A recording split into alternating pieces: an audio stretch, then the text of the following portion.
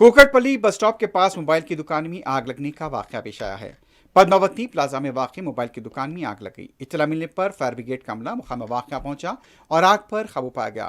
Complex में वाकये के वक्त कोई मौजूद नहीं था, इसलिए किसी भी तरह का कोई जानी नुकसान नहीं हुआ।